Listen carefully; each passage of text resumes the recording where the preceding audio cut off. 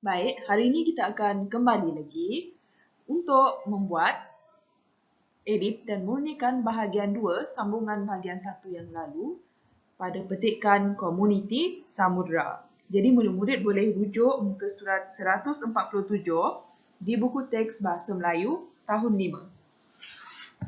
Baik, mari kita lihat perenggan pertama dahulu. Jadi di sini cikgu dah cropkan bahagian perenggan pertama dan ada beberapa ayat yang perlu dibaiki oleh murid di sini, iaitu perlu edit dan murnikan. Kesalahan yang pertama ada pada ayat ini.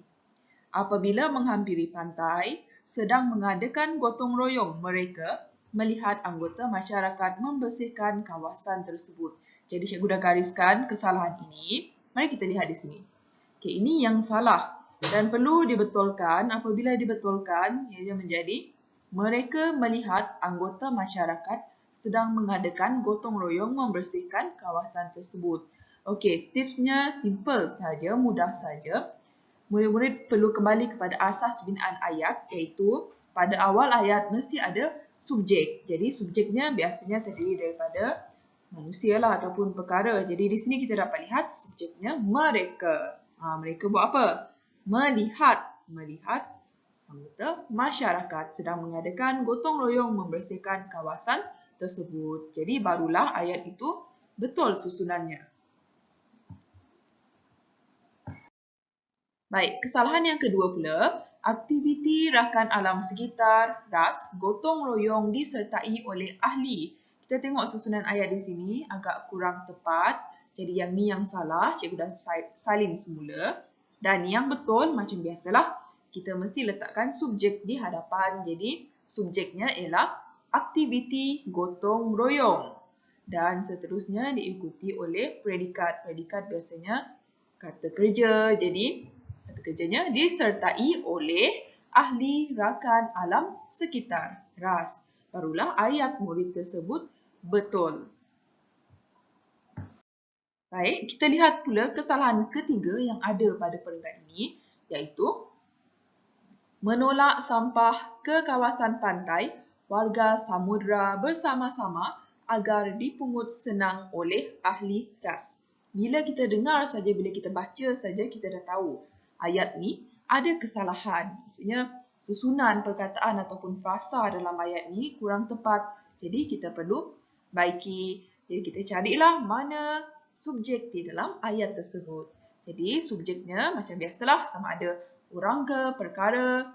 Jadi di sini ialah warga samudra bersama-sama menolak sampah ke kawasan pantai agar senang dipungut oleh ahli RAS. Sebelum itu, murid-murid mesti tahu sebenarnya petikan ini tentang apa. Jadi tidak hairanlah bila perkataan ataupun frasa warga samudra ni ianya merujuk kepada hidupan-hidupan yang ada ataupun hidup di dalam air ataupun kita panggil sebagai samudra. Jadi warga samudra yang betul, bukan warga ahli RAS, warga samudra. Jadi ini jawapan yang betul.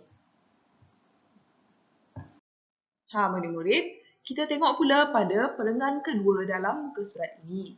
Cikgu dah cropkan, jadi kita lihat kesalahan yang ada di sini. Kita tengok, saya bersyukur kerana anak-anak saya tidak lagi bersalah makan plastik.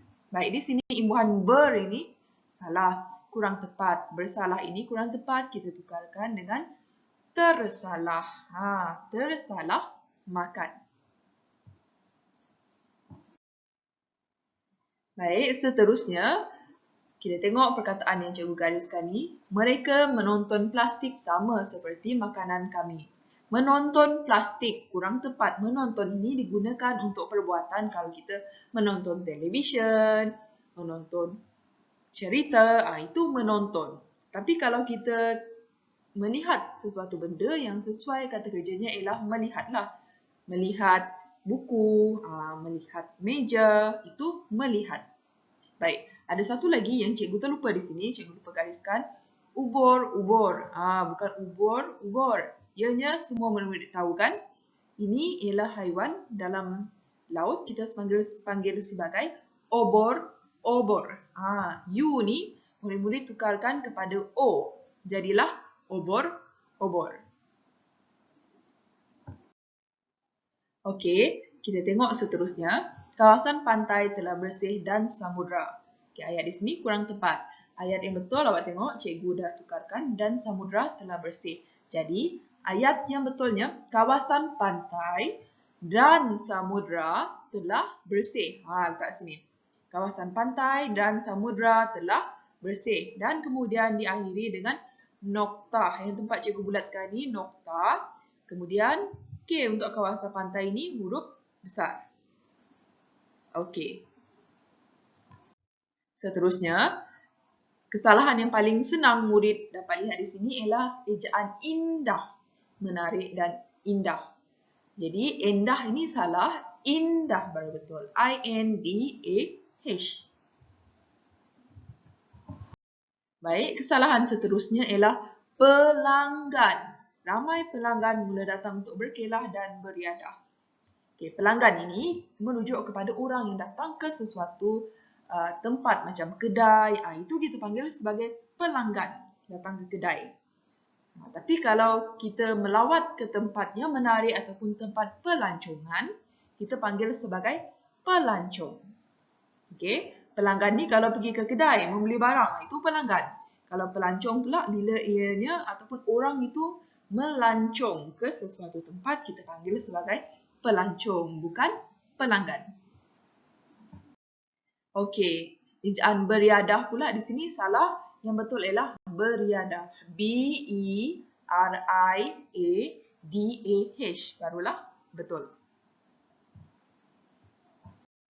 Sama juga dengan penggunaan imbuhan awalan di perkataan pencemaran. Okey, pencemaran ini salah. Yang betul ialah pencemaran. Pencemaran. Okey, untuk ayat ni pula, warga dapat berenang dengan bebasnya samudra. Okey, jadi yang tepat di sini ialah yang warna biru ni. Warga samudra dapat berenang dengan bebasnya. Baik, dan kesalahan yang seterusnya pula ialah imbuhan awalan bagi perkataan membiak. Membiak ini salah. Kita tukarkan dengan membiak. Ada lagi. Mereka hidup dalam keceriaan. Hidup ini salah. Okey. Hidup. Salah hidup ni. Yang betul ialah hidup. H-I-D-U-P. Hidup. Okey. Cikgu highlightkan ni. Hidup ini salah. Tukarkan dengan hidup. H-I-D-U-P.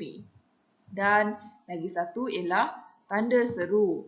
Tanda seru di sini salah penggunaannya. Bukan kita guna tanda seru. Tapi kalau ayat biasa seperti ini, ayat penyata, mereka hidup dalam keceriaan. Tanda seru ini kita tukar dengan nokta.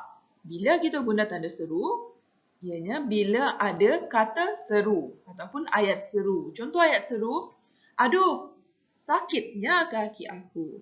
Jadi kita gunalah tanda seru. Di sini tiada kata seru ataupun ayat seru, jadi tidak perlu gunakan tanda seru. Tukarkan kepada nokta.